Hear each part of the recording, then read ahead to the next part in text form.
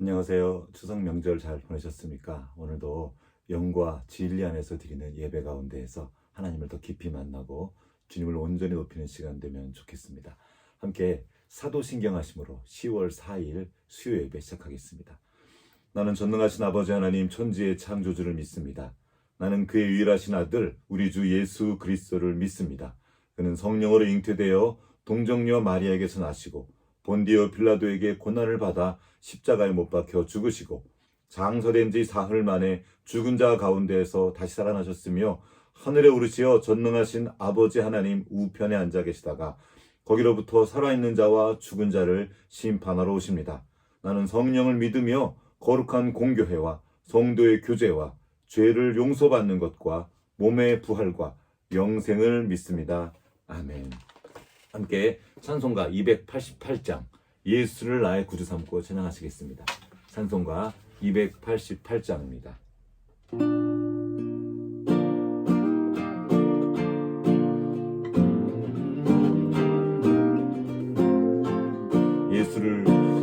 예수를 나의 구주 삼고 성령과 피로써 거둔 나니 이 세상에서 내 영혼이 하늘의 영광 누리도다.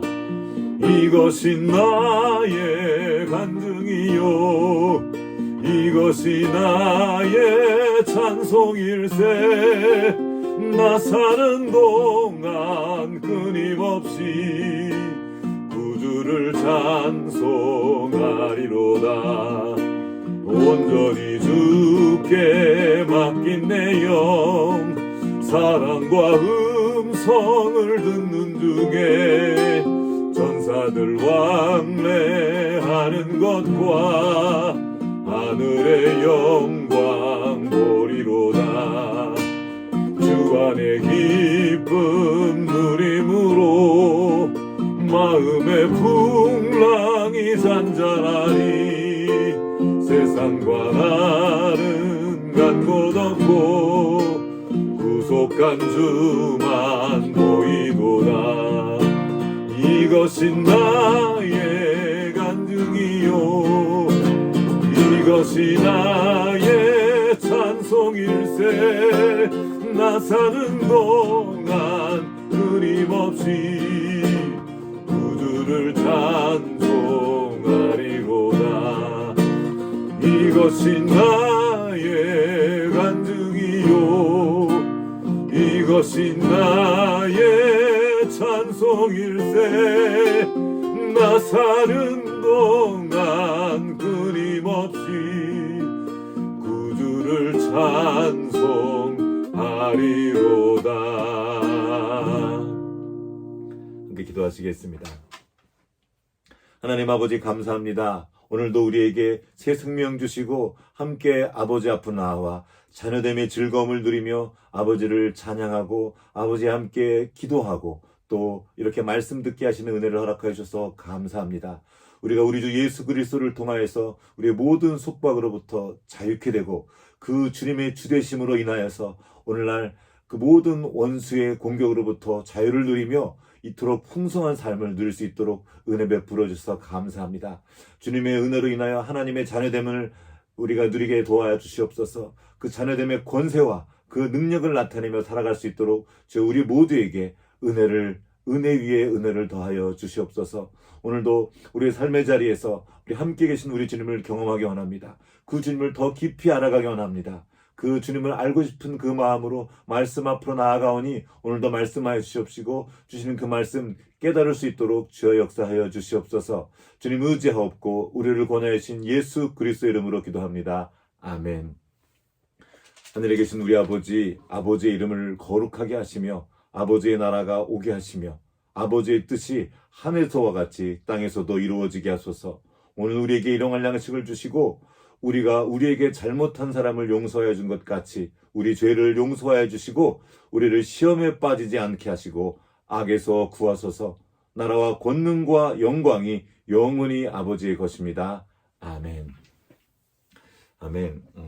오늘은 우리 주 예수 그리스도를 믿습니다 라는 제목으로 말씀을 전하겠습니다. 오늘 우리에게 주신 하나님의 말씀은 마가복음 1장 1절 말씀입니다. 짧은 구절 읽도록 하겠습니다. 하나님의 아들 예수 그리스도의 복음의 시작이라. 한번 더 읽어볼까요? 하나님의 아들 예수 그리스도의 복음의 시작이라. 아멘. 지금 저희는 사도신경을 한 절 한 절 묵상하면서 우리가 믿는 것에 대해서 나누고 있습니다. 우리가 교회를 다니고 계속 성경을 읽으면서도 우리가 믿는 것의 내용이 무엇인지 잘 모를 때가 많습니다. 왜 우리가 사단의 공경에 넘어집니까? 내가 믿는 것이 무엇인지 잘 모르기 때문입니다. 하나님께서 예수 그리스도를 통해서 우리에게 주신 그 선물이 무엇이고 내가 복음 안에서 산다는 것이 무엇인지 잘 모르기 때문에 자꾸 속아 넘어가는 것입니다. 그래서 우리가 벌써 수천 년 동안 우리가 가져왔던 이 믿음의 내용, 우리의 조상들, 우리 신앙의 선배들이 함께 만들었던 우리의 그 신앙의 신조들을 한 절 한 절 좀 살펴보고 있습니다. 지난주까지 7차례에 걸쳐서 첫 번째 구절을 나누었습니다. 사실은 이걸 7차례가 아니라 1년 내도록 이 말씀에 대해서 묵상해도 끝이 없는 말씀입니다. 그러나 이것을 계속 이것만 있을 수 없어서 7번에 나눠서 좀 나누었습니다. 무엇이었죠? 나는 전능하신 아버지 하나님, 천지의 창조주를 믿습니다. 이 짧은 구절을 가지고 나누었습니다. 이 안에 담겨진 하나님의 은혜와 그 내용이 얼마나 풍성하고 놀라운지 모릅니다.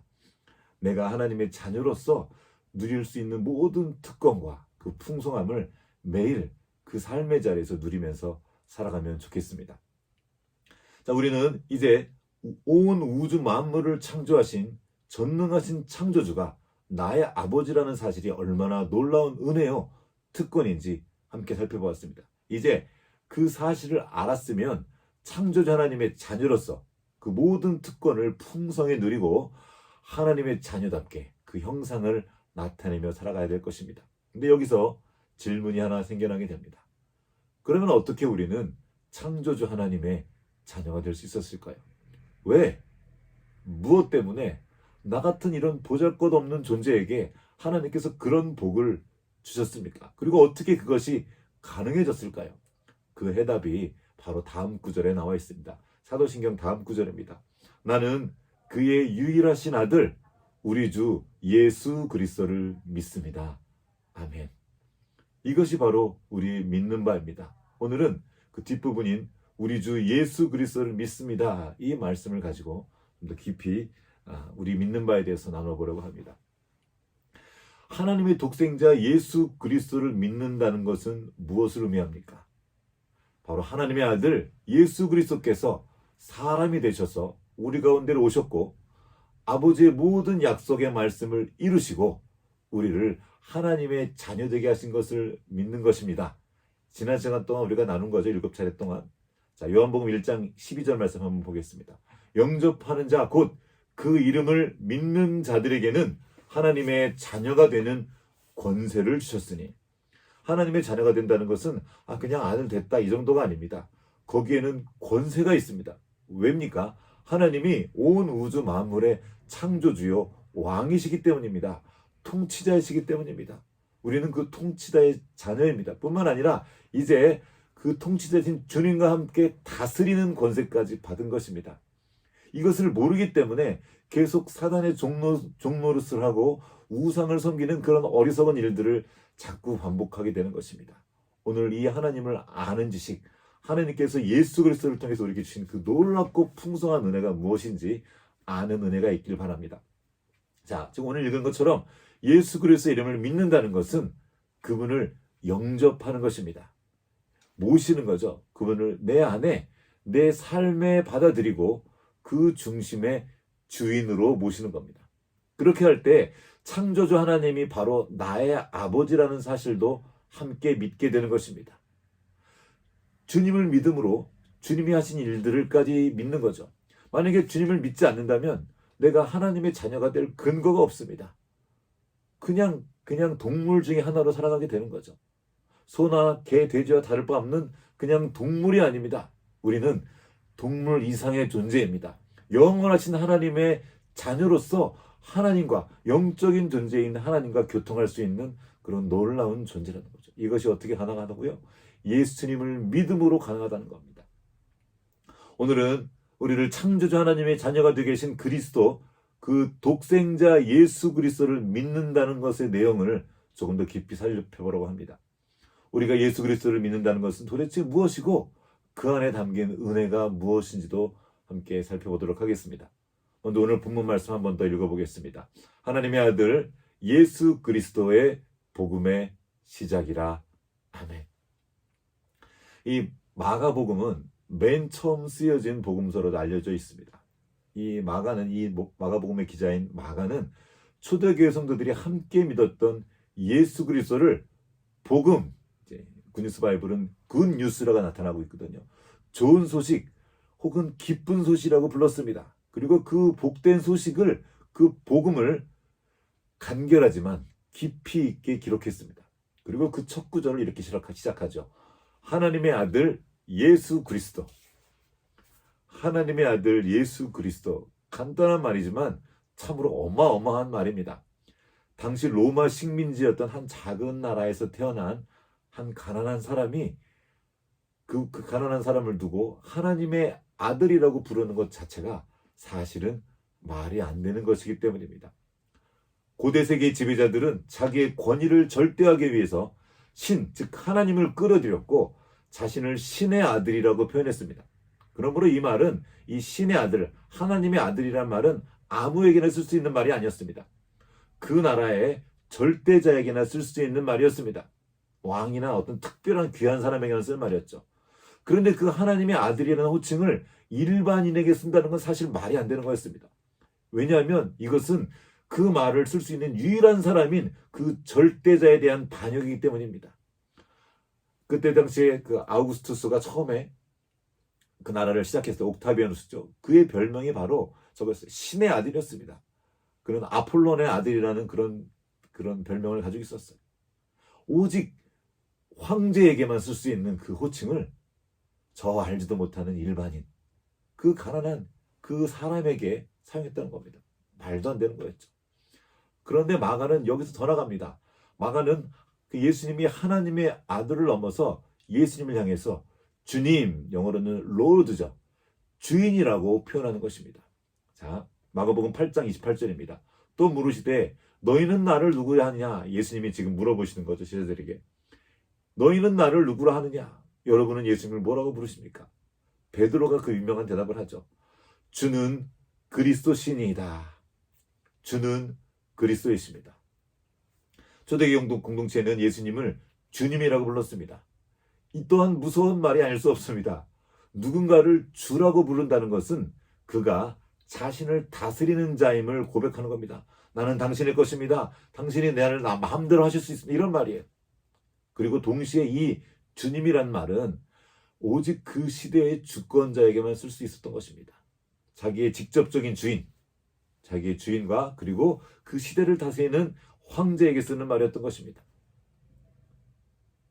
이것을 다른 황제가 아닌 다른 사람한테 쓴다는 말 자체가 무서운 일이었습니다. 왜냐하면 로마 제국이 시작될 때 그 제국의 반기를 든 사람은 십자가라는 무서운 형벌을 내렸기 때문입니다. 극형에 처한 거죠. 그런데 마가는 예수 그리스도가 하나님의 아들이며 우리를 다스리시는 주님이라고 대놓고 기록하고 있기 때문입니다. 무서운 말이었어요. 게다가 이 마가와 다른 복음서들의 기록자들이 주는 그리스도시요 살아계신 하나님의 아들입니다라고 고백했던 그 장소가 바로 빌립보 가이사랴 빌립보라는 곳이었습니다. 자, 여기서 말하는 가이사랴라는 말은 카이사르를 한국식으로 표현한 것입니다. 케사르라고도 부르죠. 이 카이사르는 황제를 지칭하는 말입니다. 당시 로마 제국은 황제가 직접 통치하는 도시를 만들었습니다. 어떤 거점 도시 같은 거였죠. 그 도시를 만든 뒤에 그 도시의 이름 앞에 가이사랴라는 이름을 붙였습니다. 카이사르를 붙이고 카이사르 빌립보 이렇게. 그런 도시들이 많이 있었어요. 그 말은, 그 앞에 가이사라가 붙었던 말은 그 도시가 황제의 도시라는 말입니다. 그래서 그것은 로마식으로 도시를 만들고 거기 뭐 콜로세움 같은 것이 그런 극장이 있고요. 도로가 있고 그 모든 것의 중심에 황제의 동상을 세워두었습니다. 무슨 말입니까? 이 도시의 주인은 황제라는 거예요.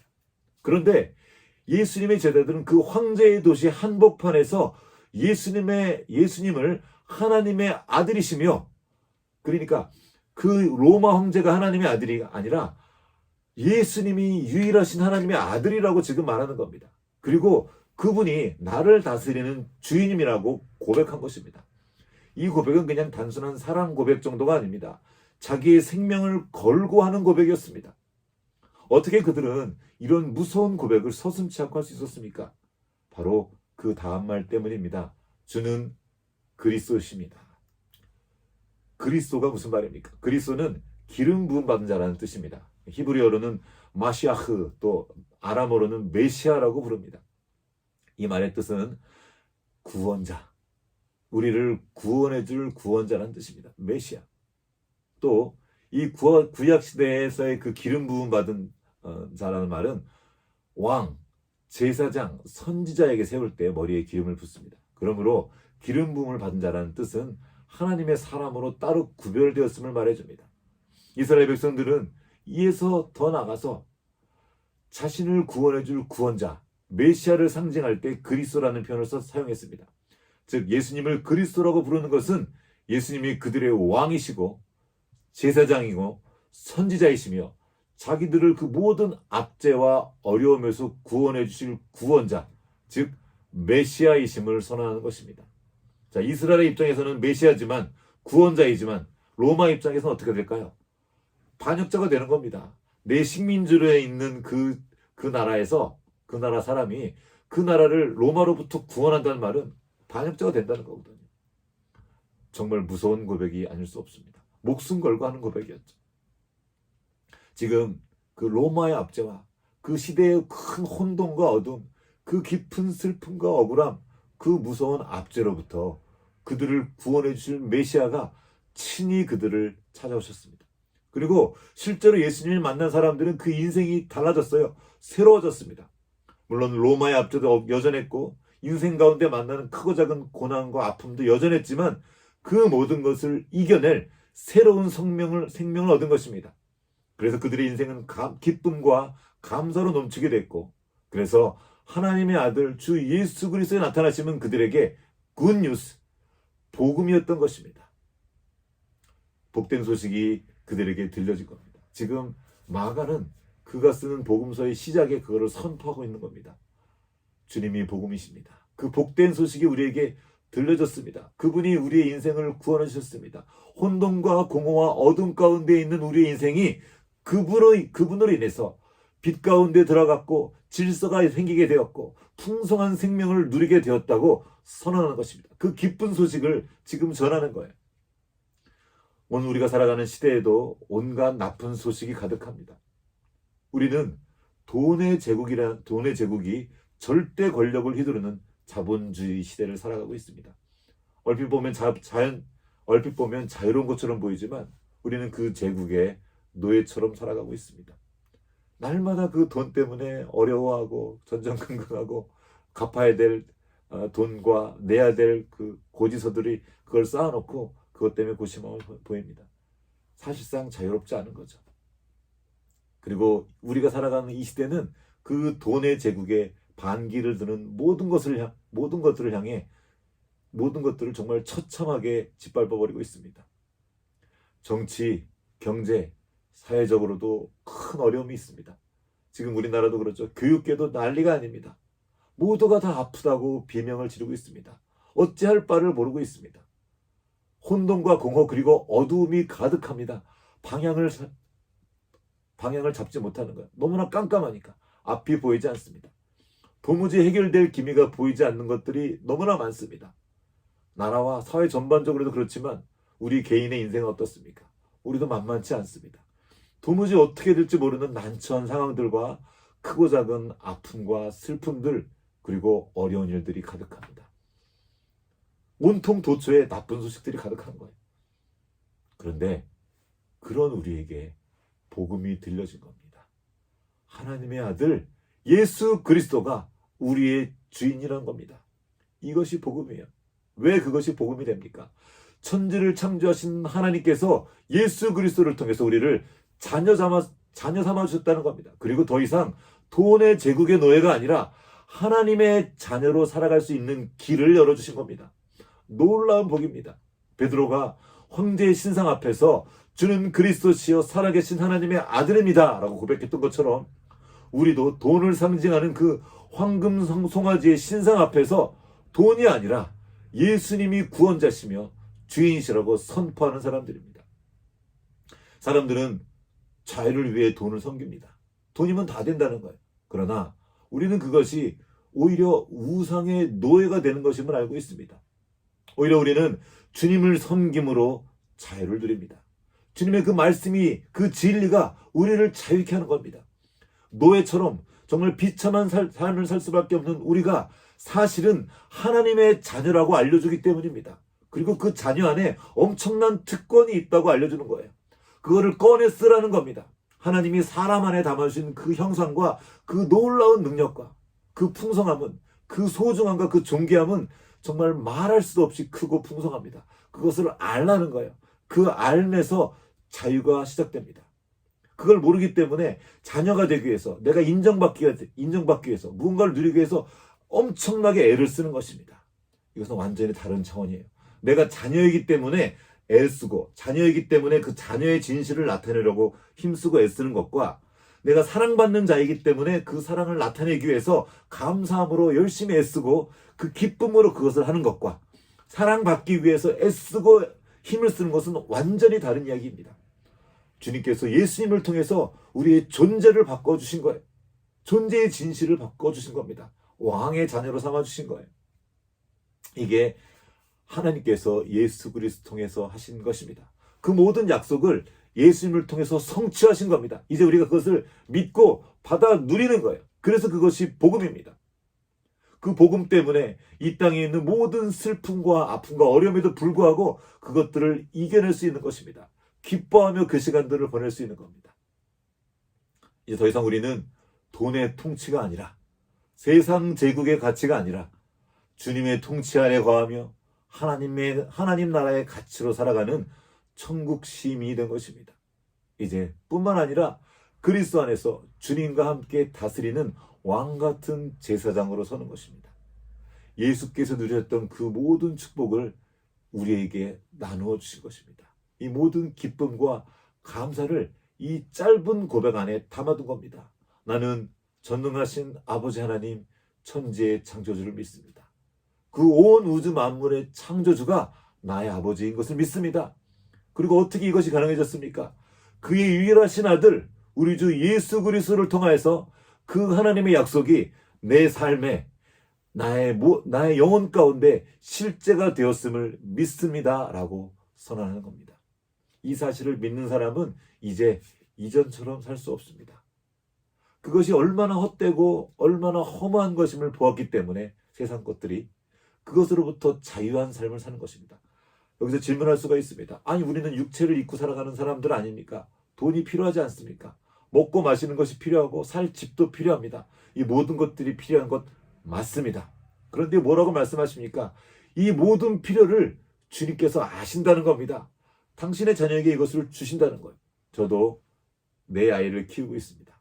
이 내 아이들이 필요가 있어요. 그 필요를 아버지가 아이의 필요에 맞게 적절한 때 내어주는 겁니다. 아이가 요구할 때로는 그것이 적절하지 않다고 여길 때는 주지 않아요. 그러나 다 구하지 못하는 것이라도 챙겨서 주는 겁니다.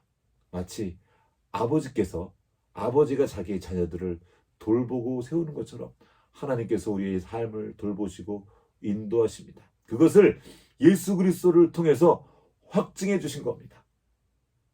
그 예수 그리스도께서 확증해 주신 그 일, 하나님의 자녀됨의 권세를 이제 우리가 누리면 되는 것이기 때문입니다. 이렇게 예수 그리스도를 믿는다는 것은 우리의 신분이 새로워졌다는 것을 믿는 것입니다.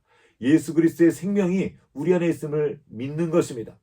죽음도 이기고 부활하신 그 예수 그리스도께서 그 생명을 우리 안에 담아주셨고 우리도 그 삶을 살아갈 수 있게 된 것입니다. 우리의 삶의 자리가 만만치 않습니다. 크고 작은 어려움들도 있습니다. 감당할 수 없어 보이는 슬픔과 아픔들도 있습니다. 정말 거대해 보이는, 산처럼 거대해 보이는 문제들이 우리 앞에 있습니다. 그런데 우리가 주님을 믿는 순간 주님과 함께 하나님의 자녀가 되었고 우리 안에 두신 그 창조성과 그 놀라운 능력들을 나타낼 수 있는 것입니다. 눈앞에 있는 거대한 바위가 있다고 칩시다. 애벌레는 그 바위를 넘어설 수가 없습니다. 어떻게 할 수가 없는 거죠. 혼자 이 힘으로는 넘어설 수 없는데 이 벌레가 변해됩니다. 어떻게 되죠? 나비가 되는 겁니다. 내 앞에 있는 문제들은 그대로 있지만, 어려움과 힘겨움도 그대로 있지만 내 존재가 새롭게 되는 거예요. 날아오르는 것입니다. 주님과 함께 우리 앞에 있는 삶에 있는 수많은 문제들 주님과 함께 넘어설 수 있습니다. 아픔이 있습니까? 어려움이 있습니까? 문제가 있습니까? 그 문제보다 주님의 은혜가 더 크다는 걸 믿는 거예요. 내가 다 이해가 되지 않지만 주님께서 행하신 그 일을 믿음으로 그것들을 뚫어내는 것입니다. 예수 그리스도를 진정으로 만난 사람들은, 그리고 그 예수 그리스도를 믿고 중심에 모셔드린 사람들은 말씀을 중심에 모신 것입니다. 말씀이 육신이 되어 사람이 되셨습니다. 그리고 그 사람으로 오셔서 우리를 구원하신 주님을 우리의 중심에 모신 겁니다. 바로 말씀을 담고 살아가는 거예요. 이 말씀을 통해 주님께서 약속하신 그 모든 것들이 내 삶의 실제임을 믿고 시작하는 겁니다.